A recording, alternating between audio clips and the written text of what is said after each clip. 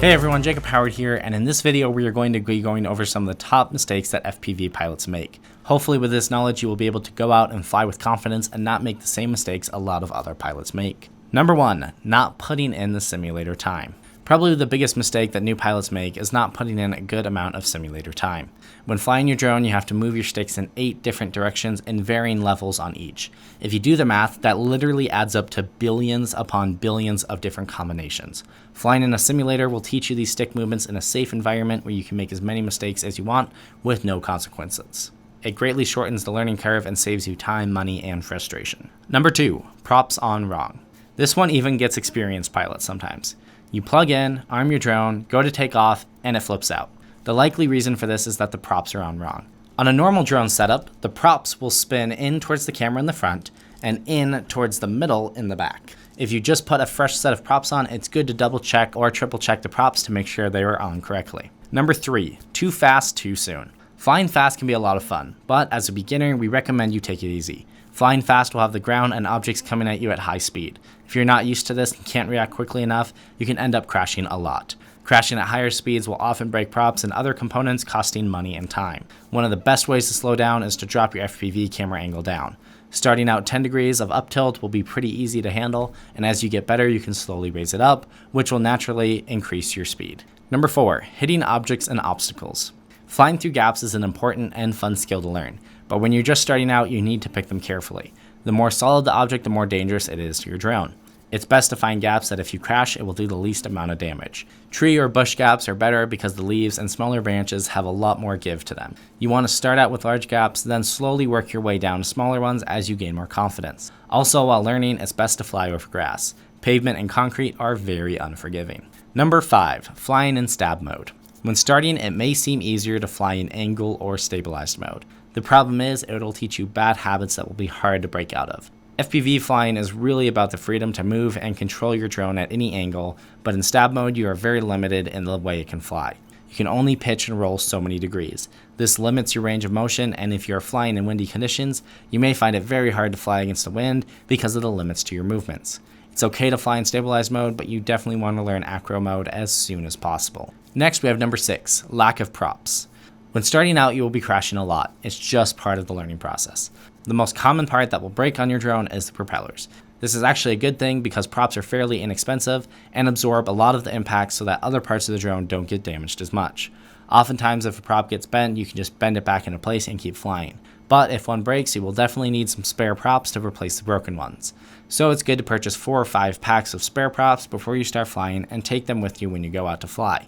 It's also good to get the same type and brand of props so that they will be compatible with each other. This will save you the time and hassle of changing out all the props if only one needs replacing. Number 7, not taking tools with you. It can be super frustrating if you're out flying, you crash and break a prop, and you find out that you forgot your prop tool.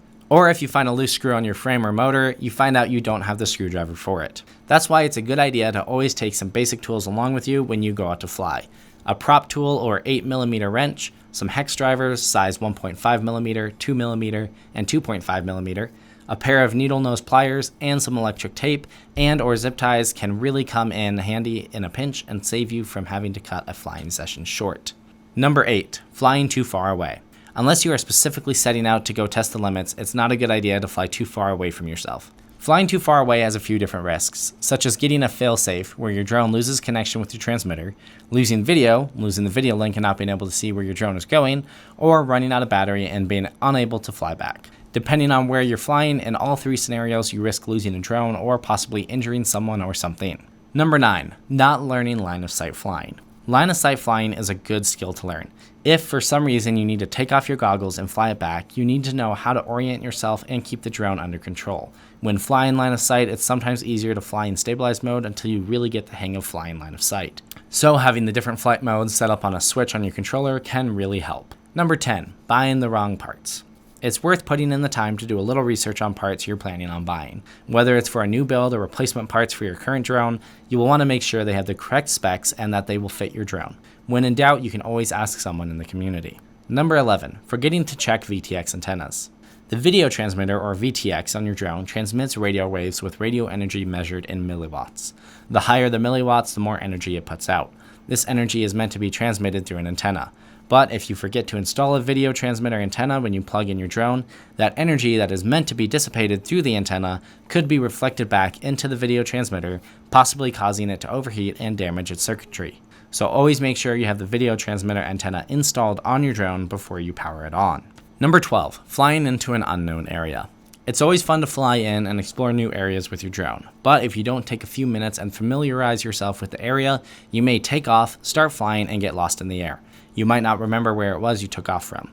Things can look very different from the air, so it's good practice when going out to fly to wear bright clothing and take off near an easily spottable landmark such as your car or a large tree or rock. Take a minute or two to check out the area, plan on where you want to fly, and watch out for any areas where you might fly out of line of sight. Number 13, flying without a beeper. A beeper is one of the most basic tools you can have for finding your drone. If you crash in a tree, tall grass, or in bushes, having a beeper set up so you can activate it with a switch on your transmitter can literally save your drone from being lost. Some drones like the Emax Hawk Pro come standard with a beeper, but oftentimes you have to buy them and install them yourself. We recommend that if you're buying your own beeper that you get a self-powered beeper. A self-powered beeper has its own little battery, so in the event of a bad crash where the main flight battery gets ejected off the drone, it will start beeping automatically and keep beeping until its battery runs out. These beepers can last anywhere between 5 to 8 hours and gives you a lot of time to locate your drone. And there you have it, the top mistakes we see FPV pilots make. Definitely take note of these and don't be the next victim, and let us know how they helped. And on a side note, if you guys want to learn more about FPV, I strongly recommend attending our free 1-hour training on my top 5 tips to getting into FPV. In this training, we dive deep into some of the tips and mistakes we talked about here and give you a working knowledge on how to get into FPV. The link is down below if you want to sign up for this free training. And of course, if you have any questions, definitely let us know, and have fun flying.